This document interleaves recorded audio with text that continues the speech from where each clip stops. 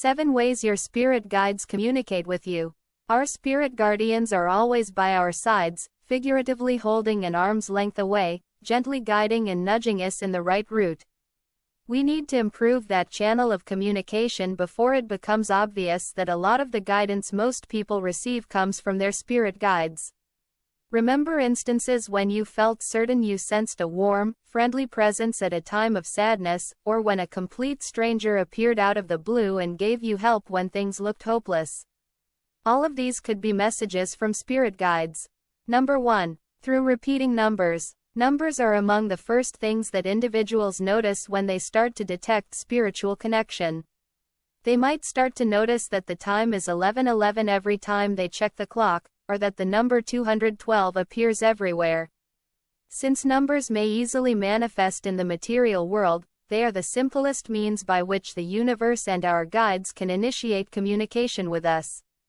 Upon seeing a number like this, you can mentally stand back and realize that you have been sent a coded message. These numbers will catch your eye and cause you to pause for a while. The images you saw will stick with you throughout the rest of the day. The number 1111 indicates that you are headed in the right direction and may also mean that the things you are manifesting are starting to come your way. Number 2. Hearing a high-pitched buzz. Here's another typical method our spirit guides can start communicating with us.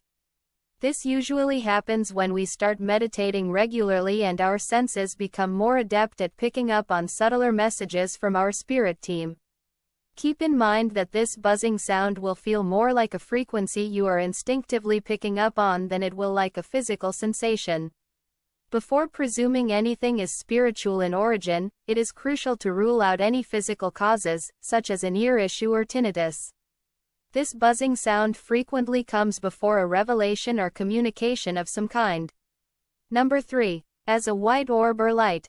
Spirit guides will always choose the simplest route to connect with us, as you may have previously noticed. Talking with spirit guides begins with using symbols, numbers, and basic sounds. In this manner, their instruction doesn't overwhelm or frighten us. Another frequent indication that people report seeing is a white orb when meditating. Just after you finish your meditation, right before you go to sleep, or when you are out and about in a relaxed condition, you can notice that you start to see white or colored orbs and lights. The presence of a white orb indicates that your spirit guide is consciously attempting to communicate with you. Seeing is how every color has a vibration, and white being the highest, loving individuals in nature will appear as vivid colors similar to this one. These might be our departed loved ones, angels, or guidance. When communicating with any light or orb you see, follow your intuition, tune into its energy, and inquire as to what it desires or if it has a message for you. Shut your eyes and listen for a word, picture, or sound that comes back to you. Say out loud that you would prefer to be left alone if someone is making you feel scared or extremely uneasy. Number 4. Through single-word commands. While I'm sure there have been meetings in the past that I have forgotten, this is the first kind of spirit guide contact that I can recall. I heard, "No," just as I was going to take a shortcut home on my normal route. I understood that I should have taken the longer path instead of going the normal route, but I disregarded that advice completely. When I arrived at the bridge I usually crossed to get home, I was shocked to see that it was closed. I had to go the extra mile and turn my back on myself. It goes without saying that I no longer disregard these messages. Number 4. A spirit guide. Number 6. Calling your name. Have you ever heard someone call your name and then realized nobody was present when you looked around? Sometimes this is just a straightforward mishearing, but other times it seems like there was more going on than what was initially apparent. A gentle presence or a pat on the arm or leg may accompany a spirit guide calling your name. Usually, our guides will act in this way when they sense that we are in danger and require an immediate warning, or when we are feeling calm and elevated. You will grow accustomed to your guide's distinct aura or energy as you establish a connection with them. Every one of our guides, there are several, has a different style of speaking with us. Number 7. Through other people. Lastly, through other people, our spirit guides can speak with us. Although our spirit guides are unable to control anyone's free will, including our own, they are able to speak with the spirit guides of any individual and offer guidance or proddings in a particular path.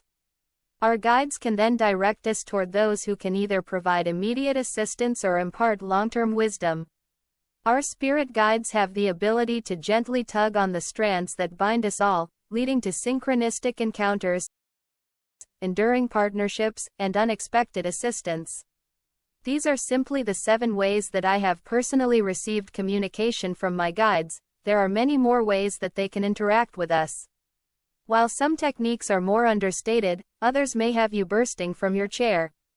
Our guides rarely make any attempt to get in touch with us in a way that might frighten or unnerve us. Many people don't receive explicit spiritual direction during their lives because they aren't attuned to that level of consciousness. The choice to fortify this channel of communication is entirely up to us. In what ways have you received communication from your guides? If you found some value in this video, please support us and subscribe so we can guide each other on this journey. Thank you.